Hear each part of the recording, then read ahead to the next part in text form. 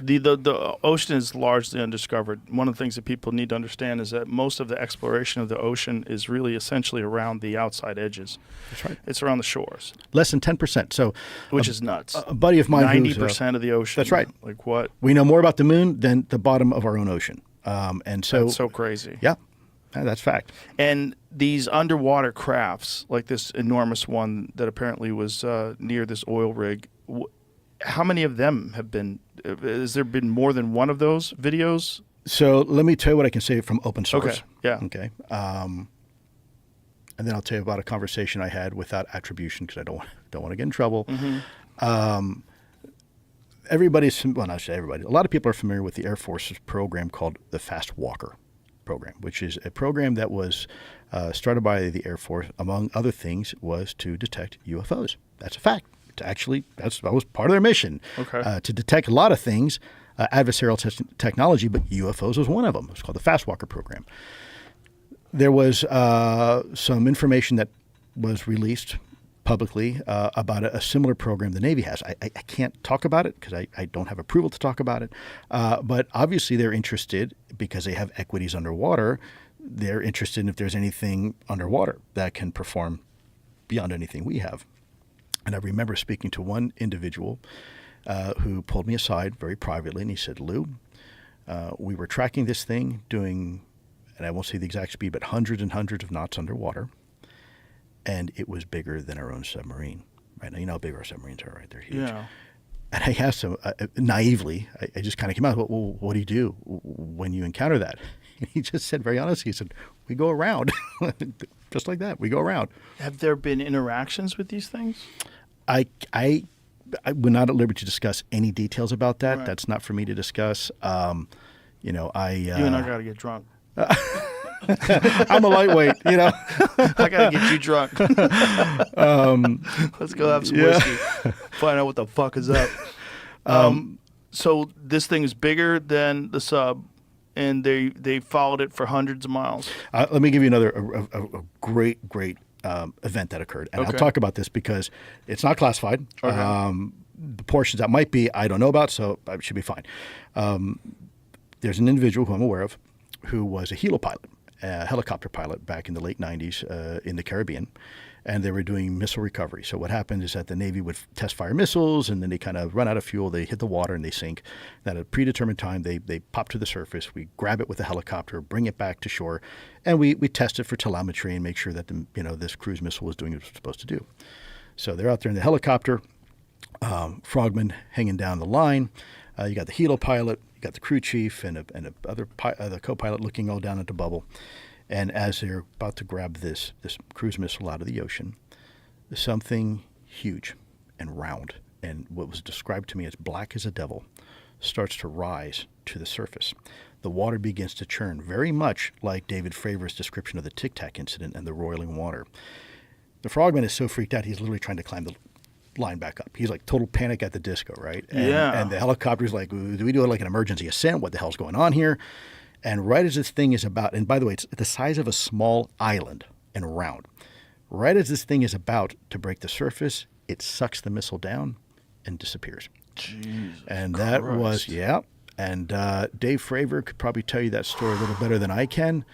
But when you compare that to other things, you got to say, imagine being that guy hanging from that line. No, no, thank you. We call that bait. Yeah, but it didn't do anything to him. No. I would have loved that experience. Yeah, so that was one of the anecdotes that was revealed to us by one of the Navy helicopter pilots. Who's that guy that was hanging from that? The frogman? Was he a SEAL? I don't know. I only know the pilot. Bro, come talk to me. Please, sir. I only know the pilot. We'll put you in a fucking panda outfit. We'll disguise your voice. Tell me what the fuck you saw. I want to hear that story. Oh, my God. A small island. Yep. Black as the devil in a small island and round. Yeah, submarines look like this, right? They're not round. Right. So, yeah. So that was one of the anecdotes that was shared with us. Obviously Puerto Rico with the there's been some UAPs that have been recorded off there. Everybody knows about Aguadilla, the Aguadilla incident. I don't know about it. Oh, I'm sure you do. You don't know do? about Tell me. wow. Trust me. So you can look it up online. There's a video taken by a DHS helicopter of a very interesting object. At first, it appears to be like perhaps a balloon, but then it does all sorts of weird stuff. And as they're tracking it, it enters the water without making a splash. You can track it underwater. Then it comes up and splits into two. And it's been analyzed over and over again by a lot of experts. It's called the Aguadilla incident. Maybe I have seen this. Is it kind of blurry looking night There we vision? go. That's it. Oh, wow. And so keep watching that, and I'll tell you a little story about this. This is a Customs and Border Protection released this. How fast is this thing going? Well, so if you look here, they're looking at this through a form of night vision. I don't know the exact velocity. All that is available. But if you keep watching this, something interesting happens. So here it goes. You're going to see this thing enter the water here. There he goes, underwater, and then it pops back up and splits into two. They're tracking it. See, no waves, no wake. And then it surfaces and then does something pretty interesting here. So keep watching. So it's going high speed through the water. Underwater. That's underwater. Then it breaks the surface of the water again. Keep watching. Boom, underwater, over water, boom, underwater, out of water, and then you'll see it split into two. So I didn't see it split into two. Did you see it? If you watch the rest of the video, there it is. Oh, there it is. Yeah, the Okay, video is there. actually really long, but that's just one example. This is these are, you can see all these videos. They're prevalent. They're everywhere. You see the aircraft on the bottom right. You see the UAP on top that's tracking it. Yeah. Yeah. No wings, no control surfaces, and it keeps up with the A-10 and does all sorts of interesting maneuvers. Right. So that's an A-10 Warthog. And this thing's just following it. Yep, like it's nothing. Do you think they're trying to let people see them? Like, if you had a guess? I don't know. I mean, could it be a demonstration of capabilities? We Yeah. do that, right? Every time a Russian surveillance aircraft comes by, we launch 2 F-22s and we get real close to it and say, hey, Right. be careful. But not even from a military perspective. Like, if a civilization was trying to alert another civilization about its presence, wouldn't it like go towards whatever military vehicles it has and show itself? And then I would imagine that if they understand human beings, they understand our psychology, and they understand that some giant size of an island, black as the devil, circular craft that lands next to the Pentagon would fucking end the world. We would freak out. No one would know what to do. That would be stock market crash, mass chaos. No one would know what to do. The way to introduce yourself, I would imagine, would be gradual over a long period of time to allow this civilization to accept the fact these things exist, and then slowly but surely show versions of themselves. Are you, Jeremy, I'm sure you're aware of this, the footage from the Mexican Air Force? Yeah, very aware of that. What do you think about that? Well, again, it's IR footage, which is really interesting. They actually got the cameras for drug runners, right? So you can see in the infrared, so it's beyond the observable, eye. I myself have not detailed looked at the footage. However, FLIR experts and people that work with NSA have looked at it for me, and these are not lights in the distance. These are craft, very similar to what Commander Fravor talks about, without plumes, without heat signatures, non-traditional field propulsion systems. We don't have that. And I thought they tried to, is this it right here? Is this the Mexican Air Force footage? Yeah. So they tried to say these were lights on like an oil rig out in the water. That's been debunked. Yeah, they tried to say it was a fire in an oil rig, right? No. The 2004 Talk to the pilots. Comcast Video of the Year was the Mexican Air Force tracking like 6. So literally right after our incident, we come back, and I think we were getting ready to go to Fallon, and I had Comcast, and the home page comes up, and there's this video, and I go, holy cow, that looks like what we chased.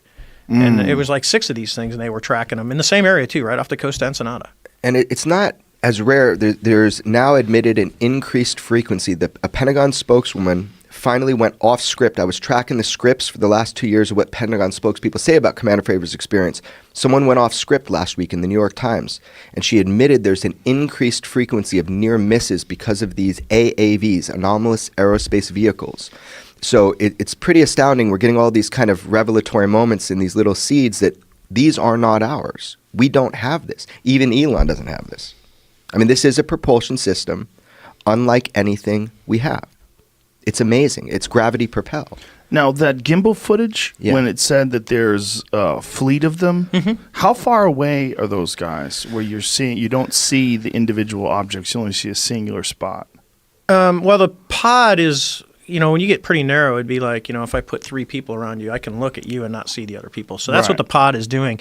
But the radar is seeing everything because it has an AESA radar in it, which is an active electronically scanned array. So instead of like the radars we had, which did the mechanical, doing this, like old school, this thing is just a panel that sits in the front of the airplane, and through beam sharing or beam shaping, it can move and it can look all over. So we used to have what was called track while scan, so we would be able to track a target while we're still scanning. This thing has scan while it scans while it tracks.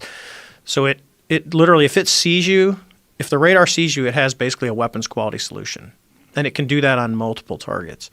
It's the same way the spy radar, the Aegis system works on the cruisers. It can track multiple targets and have weapons quality on all these different targets while it's still scanning a volume. So in that image, you're seeing one individual object, but there's other objects? Yes, the radar is seeing the object that the pod is looking at where they're talking, and when you hear the video, you hear the pilot say, "Dude, look at the SA page. There's a whole fleet of them." So what they're seeing is the pod is looking at the main. That's the bigger object at the gimbal, the thing that's rotating on the screen, and there's 5 smaller things in front. So this thing's just sitting there, and then he said they turn around on the radar and start going the other way while the pod's looking at this guy just kind of rotating. So like a mothership and smaller aircraft? Could be. Something along those lines. Is there video of those smaller aircrafts or just the video No. of the one large one? The only thing they have is the targeting pod. I would highly doubt, even if they had the video, that they're going to release the radar video because of classification levels.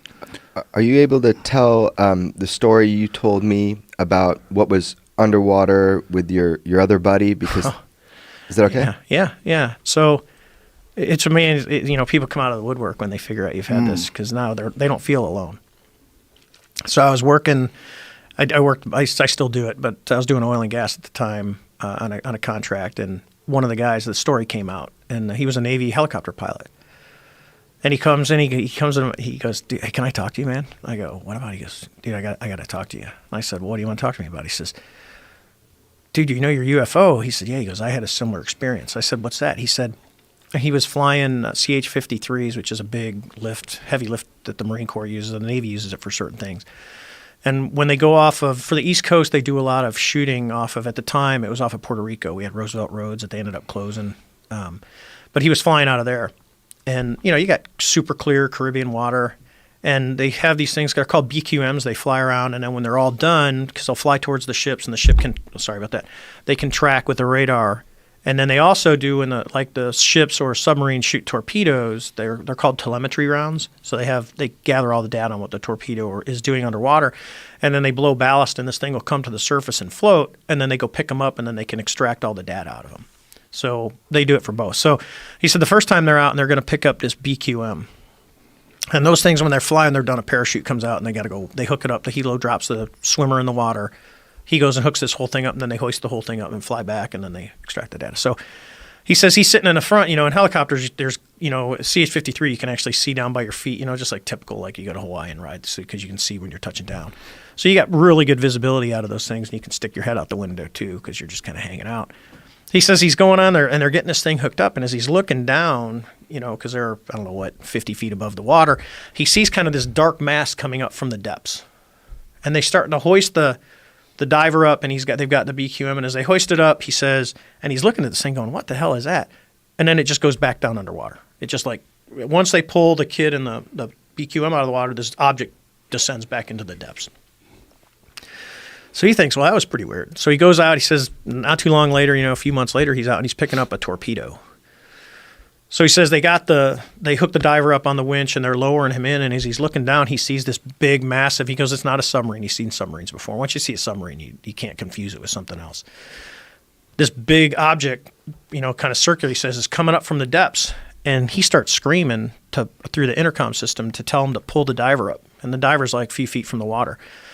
So they reverse the winch, and the diver's thinking, what the hell's going on? And he's getting pulled up, and all of a sudden, he said the torpedo just got sucked down underwater, and the object just descended back down into the depths, and they never recovered the torpedo. Jesus. And this happened in the late 90s. mid to late 90s, I think it is. I could probably get in touch with him and ask him. And he told me this story, and I'm like, How do you report that?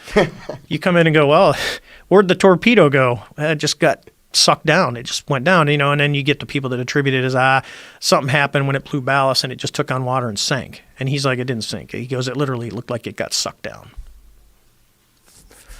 The only reason they talked to him when they did the New York Times stuff, they talked to him, but because the incident was from the 90s, they wanted something, newer. So they did not include it, but I know they talked to him about it. Now, what was the other footage that we were looking at? There was the first footage that Jamie pulled up that wasn't the gimbal footage. That was the Go something else? Fast. The Go Fast. What is that? That's it actually looks more like a Tic Tac, but they saw it going across the water, and they're just grabbing a lock. So they're seeing this with their eyes, and he gets the FLIR to lock on it, and that's when you hear the kid go, "Oh, I got it," because he gets the auto track, and it's just something screaming across the surface of the water. So. And this is in the same area? This is East Coast, yeah. This is the same time frame as the gimbal video. So the idea that these are birds, or the idea that this is a radar glitch, or somebody said pilot error, like on a clear blue day, Commander Fravor has nerves. I mean, that kind of thing that people have said on your show to you, that these are explanations that make sense. Who said that? I don't even want to say their names. Mick West? Yeah, sure. Mick believes everything. Like every single thing that's ever happened has a rational explanation for it. so the probability that all the radars went off at the wrong time. Commander Fravor had nerves. That all the other pilots up there with him, that this thing shot off like a gun instantly. Like that was somehow perfectly coordinated. That's a conspiracy. That's a fabrication. Probably Occam's razors. The events happened exactly like we're being told. Yeah, for us it was. And I'll go back to the beginning of the story of, the other pilot who was brand new. She had been in the squadron for 4 months, 5 months. So she's pretty junior. She was still working on her initial qual on the airplane. And, so she gets we get the real world vector, and it's like, okay, real world vector, cool. I'm going to get to do something real, exciting. Then you see the water, and you think, oh, something's sinking, because it's kind of that shape of an airplane, that cross type. So now it's, oh crap, now it's search and rescue. We got to go down and see, because there's people, and we are sympathetic. And to the Tic Tac, and as soon as the Tic Tac, it's like, holy shit, what is that? And when you get, some people get very emotional when you talk about it. Because for me, it was like, for her, when you talk to her, she has a disdain for some of the leadership that didn't tell us that these things were out there. They're here now, we're getting vectored because we were the first time the manned airplanes had been airborne when one of these things showed up. That no one even gave us a brief that, hey, we're seeing these objects out here for the last 2 weeks. They're just kind of, you might want to know they're out there.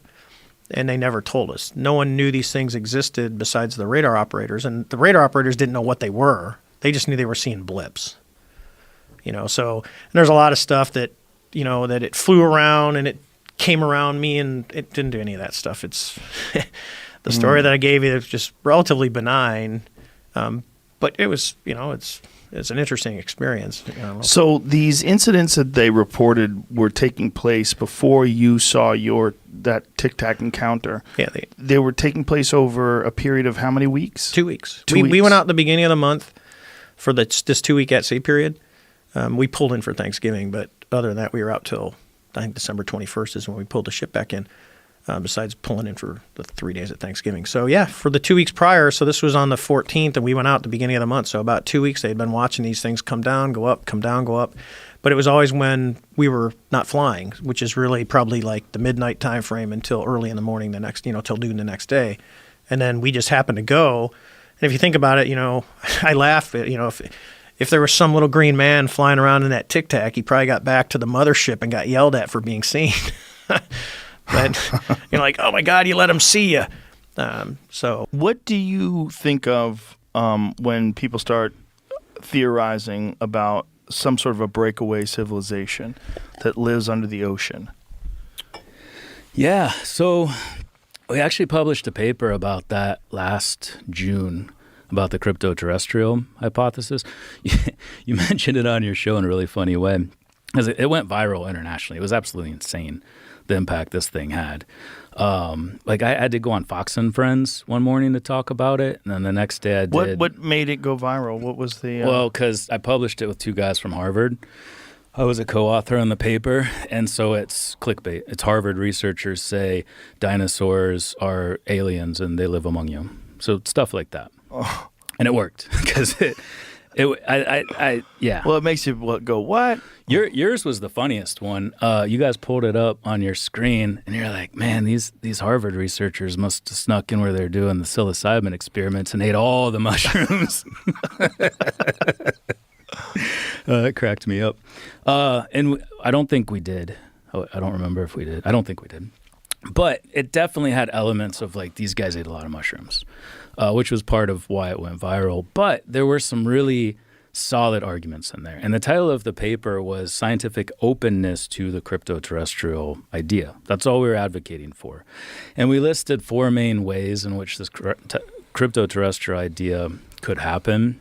And the 4th one is what really got clickbaity, because we were like, maybe there was a breakaway civilization, that's the crypto-terrestrial idea, but maybe an advanced reptile, dinosaurs didn't go extinct. And this was, we don't think this actually happened, but we're just putting out arguments for what this idea could be. And so, yeah, they took that and put like dinosaurs at keyboards and stuff like that. But one of them is time travelers. And it would make sense if you were in the future, instead of jumping back through time in order to study people in a specific time, you set up a base on the far side of the moon, where up until the 60s, 70s, we wouldn't know they were there. Set up a base under the oceans. And this would go for the extraterrestrial idea too. Instead of traversing the vast swaths of space, right, come here, set up under the oceans where we're not going to find you, right, Antarctica, far side of the moon. And then you can do everything here locally instead of having to jump across space, extraterrestrial, or jump across time, extratempestrial. Well, it also explains some of the very strange ways that they've observed crafts moving under the water. Mm-hmm. Like they've observed crafts moving under the water at 500 knots that are as big as a football field. And apparently there's video of these things. Apparently there's, the I've Navy heard that has too. Yeah. something that they filmed that is as big as a football field that was going essentially 500 miles an hour underwater without any ripples, not disturbing the water at all, not creating a wake. And then moving right out of them, the Yeah. transmedium capacity. Yeah. Well, when you think about how little exploration we've done to the bottom of the ocean, we know more about the moon than we do about the surface of the actual bottom of the ocean. Yeah. Yeah, it would be a great place to hide out. And again, the ability to move in and out of air, water, space, upper atmosphere with no disturbances, the transmedium capabilities, that whole warped space-time bubble around them would help explain that too, that they're not experiencing the water. They're not Right. experiencing the air as Right. they move between them. Like, I always think about, I really love skiing. And one of my favorite times to ski is late season. It's April, the sun's out, everybody's in T-shirts or bikinis or whatever. I don't wear bikinis, but people do. And you get into that slushy stuff. You're cruising down the mountain, you hit the slush, and you just go ass over kettle, over the top of your skis. And that's what, we would expect if they're moving in and out of air and water and space, is that there would be some resistance. There's not. They don't have that. And it does indicate that there is some sort of manipulation of space and time around them. And yeah, moving underwater, these football field-sized craft going that fast. I mean, how can you do that if there is actual resistance from the water? Well, it just makes you wonder, how much does the government know? You've seen that guy, Tim Burchett, talk about it. He's hilarious. Yeah, it was very funny. I mean, he was just casually mentioning that there's 5 different locations in the ocean of the world, in the seas of the world, where they've observed crafts coming out of. That's a very weird thing to just say while you're walking. Just casually talk about it. And with such confidence, yeah. Yeah. I mean, they're doing these skiffs. They're talking to people behind closed doors. Uh-huh. They don't have the same requirement to not disclose things as those people do. Right. They didn't sign NDAs. And he has a hilarious way of talking about it. He's got the best one-liners of anybody discussing this stuff. I mean, somebody knows. Somebody knows a lot of things. A lot of people probably know a lot of things and have for a very long time. But, what is that relationship? What do they control? why are we not allowed to know? Well, this is the real question. Like, what do they actually know about what's going on in the ocean? Like, if there are bases somewhere down in the ocean, there's that weird one, the Baltic Sea anomaly. I don't know You that know what that one? Mm-mm. Jesse Michaels just did a show about it where he interviewed the guy who found it. I think they're treasure divers, and they found this very strange thing that is sitting on the floor of the ocean, and it has right angles to it, and it's kind of curved. There's an actual, I don't know what kind of an image is of it, but they have explored this thing, and he's convinced that it's not a natural formation. Yeah, interesting. See if you can find something on the Baltic Sea. Put that into our sponsor, So is there an Perplexity. indication it's like That's like what a it, base or look, it looks something? like a fucking Millennium Falcon. What's wrong with my mouth today? I can't say Millennium Falcon. Like, that's what it looks like. That's interesting. So, look, this could be something that's sitting on, or it could be something that was built at a time where this was not covered by Right, ocean. yeah. Like, you live in Montana. Montana used to be the great inland sea, right? Yeah. You could find seashells in Montana, which is really weird. Yeah, and even all along the coast of Alaska, like there's about 110-foot rise in sea level over the last 12,000 years. So what? Look, some more images of this thing. Like, what is that thing? Yeah, and like, but these the are all question then- artistic renditions. some of them are. Some of them are, but the other one, that blue one that you see there, that's the real thing. That's Okay. what it actually looks like. Yeah, it's pretty anomalous. Right. Like, what is that though? Is Right. that an ancient structure that people built, 20,000 years ago? Like, what is it? Baltic Sea anomaly is a sonar-detected seafloor formation in the northern Baltic Sea found in 2011 by Swedish OceanX, formerly Ocean Explorer team, during a treasure hunting expedition. Most geologists who have examined the available data consider it a natural rock formation shaped by glacial processes, despite ongoing popular speculation about UFOs or artificial origin. Yeah. It's tough, man. There's that thing off the coast of Malibu, too. Is it Malibu or is it Catalina Island? What's that one thing where it was in Google Earth and then they blurred it out after a while? I think that's just a Google Earth thing. Maybe. Or maybe not, but... But it was on Google Earth and then now Yeah, it's but blurred. I read where they're getting the data from Google Earth, like what is that data, They're not just taking a picture. So it was like bad data. Yeah, I think so. And then it cleared up. I think so. Okay. Also, that's a good answer. That's a good answer for the Fuck up. government. I did a talk in Manhattan last year, and Tim Gallaudet was one of the speakers, and he was showing images of, I think, what you're talking about, where there was like this sort of almost like a cliff Yes. underwater, and then had some strange things around it, like Yeah. it had been modified, or I don't remember exactly what he See was if you can saying, but find I think that's what you're talking about. Yeah. That was just off of Catalina Island. That's right. Yeah, it was very weird looking. And a Yeah. lot of people were speculating. And one of the reasons why it's very weird, there's a lot of sightings off of Catalina Island. Mm-hmm. There's a lot of sightings out there. Yeah, and it, again, it makes sense if they were trying to covertly study us, regardless of their origins, ultra-terrestrial, extraterrestrial, whatever. Use the oceans. Perfect. Yeah. Perfect base